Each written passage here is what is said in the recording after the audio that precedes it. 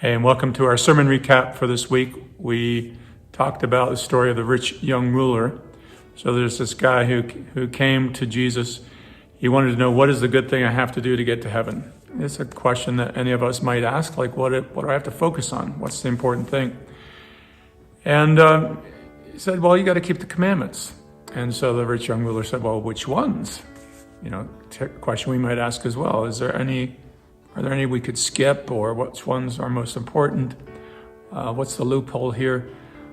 But the Lord enumerated them all, and he said, well, I've kept all those commandments from when I was young.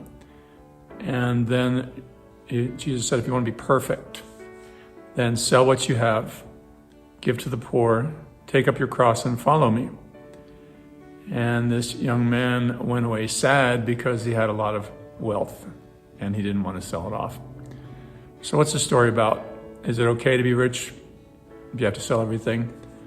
The Lord tells us in many other places that's fine. You can be rich. It's just, what do you set your heart on? Do you make them the most important thing in your life and not worry about the important stuff like, do we love God? Do we love our neighbor? Do we serve people? So this actually focuses for us is we keep all the commandments, we could do all the right things, but if our motivation is really about us, rather than do I really care about serving others? Do I really care about loving God? Do I even know how to love God? Then we might be missing something. So what the answer is to go sell what you have and give to the poor, which is to let go of attachment to wealth. Let go of attachment to things that don't last, that don't matter. And so it's really not about the thing, it's about how do we hold them. So the Lord says, sell what you have and give to the poor, let go of attachment, and take up your cross, which means we have to fight against the temptations to make those things most important, or the cravings that come up in our life. We have to fight against them, not just say, oh, I wish this wasn't happening, and eventually cave in, but really fight against it.